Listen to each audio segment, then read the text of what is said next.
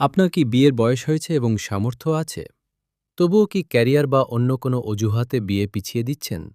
সাবধান, রাসূলুল্লাহ সাল্লাল্লাহু আলাইহি ওয়াসাল্লাম সামর্থ্যবান যুবকদের জন্য বিয়ে করাকে আবশ্যক করেছেন। আজকের ফিতনার যুগে নিজের চরিত্র ও পবিত্রতা রক্ষা করা সবচেয়ে বড় চ্যালেঞ্জ। আর এই চ্যালেঞ্জ জেতার জন্য ইসলাম আমাদের যে সহজ ও পবিত্র পথের কথা বলেছে, তা হল বিয়ে।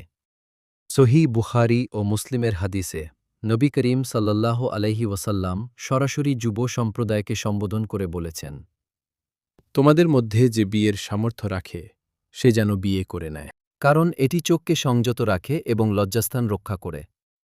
অন্য একটি হাদিসে তিনি আরও বলেছেন, যখন কোনো বান্দা বিয়ে করে তখন সে তার দিনের অর্ধেক অংশ পূরণ করে ফেলে। অর্থাৎ আপনার ইমানি জীবনের ৫০% পূর্ণ হয়ে যায় একটিমাত্র সুন্নাহ পালনের মাধ্যমে। বাকি অর্ধেকের জন্য শুধু আল্লাহকে ভয় করে চললেই হবে। তাই সামর্থ্য থাকলে দেরি না করে সুন্নাহ অনুযায়ী জীবন গড়ুন। বিয়ে কেবল একটি সামাজিক বন্ধন নয়, এটি আপনার ঈমান রক্ষার ঢাল। আল্লাহ আমাদের সবাইকে পবিত্র জীবন দান করুন। আপনার অবিবাহিত বন্ধুদের এই ভিডিওতে মেনশন করুন এবং নবীজির এই গুরুত্বপূর্ণ সুন্নাহটি সবার মাঝে শেয়ার করে দিন।